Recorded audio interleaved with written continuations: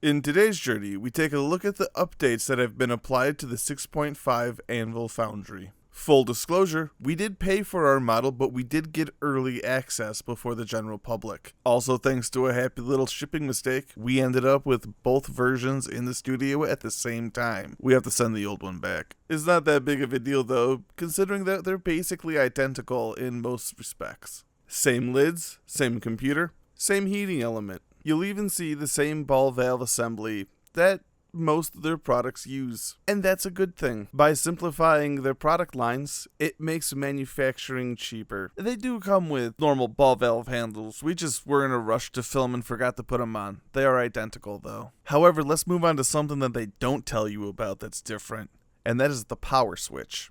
This is currently just my first impression, but right now I prefer this version of the power switch on the older model. It feels more industrial and durable. But just because it looks more industrial doesn't mean that it actually is. And since I didn't design the product, I reached out to Anvil to get a little more insight on why they made the change. First, that rubber barrier makes it harder to use, and technically is a point of failure in itself. The new switch, on the other hand, relies on internal waterproofing more so than external waterproofing. The more robust internals means that it doesn't rely on an external shield as much, meaning that it's a lot easier to turn on and off. Though the one thing we don't like about the switch is that the rubber casing is a bit flimsy and is prone to creating holes if manipulated improperly. But just don't play with it, it won't be a problem. We'll give a more thorough review once we get a chance to do our actual review, but this is the closest thing to them having a negative on this update, and everything else that they did is a big plus. Such as the computer on the old model was hard to replace. Now it's not. Anvil deserves a medal for making things more repairable in an age where things are basically not owned by the people who bought them anymore. This also helps open up an upgrade path for the future, although none is planned right now. However, let's see what it's like on the inside. First, remember to unplug the unit before continuing further. Failure to do so could lead to injury or death, or damage the unit. It's just these 4 screws on the outside, a cable with a clip on the inside, be careful when pulling that out, and just as easy as pie, you got your display removed. And here's the part you've all been waiting for, what water deflecting geometry looks like. In simple terms, it's extra plastic that gets in the way of liquids from getting to the circuit board. This should include condensation from rapid heating and cooling of the vessel. This, however, should not be mistaken for waterproofing.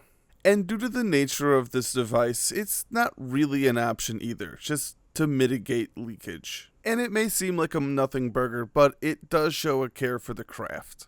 And since we're here already, we're 4 screws away from removing the actual display from the front housing. Replacement parts are readily available on their website, and if you don't see what you're looking for, don't hesitate to reach out to them. And for those getting ready to reach out to them saying that it's gonna leak without a gasket, well, there is a gasket right here. And because there's no real reason to ever open this up unless you're replacing the parts, it should be fine and never need to be replaced. But the update that people probably want to know the most about is the update to the cable. Now standard out of the box is a 240 volt plug instead of the standard 120 volt. This is great because the 240 volt is the superior way to brew, as it's able to heat faster and more consistently. And if all you can manage is a 120, there's an adapter in the box ready to go. Be sure to reference your manual on how to change modes from 240 to 120. This is actually a huge upgrade over the old version because it came standard 120 volt out of the box, and if you wanted to use 240 volt, you were on your own to come up with the solution.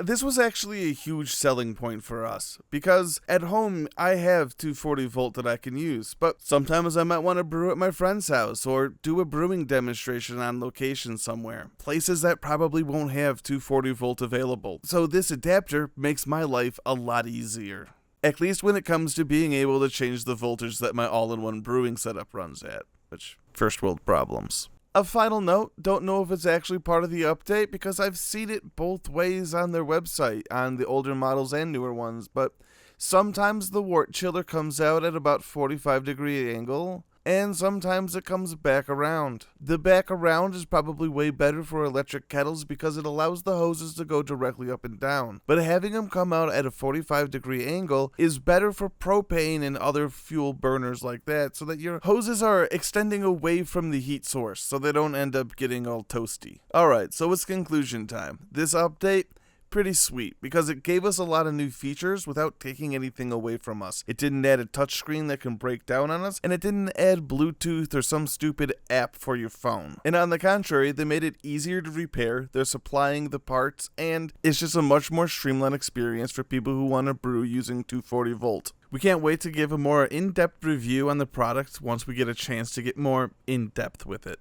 We did take a look inside, and both models do have basically identical pieces inside, including the burner element, but we hope to one day be able to mod this and be able to do step mashing and other more advanced features. So don't forget to like, comment, subscribe to make sure that you don't miss out on some of these neat things that we're working on. And in the meantime, happy brewing.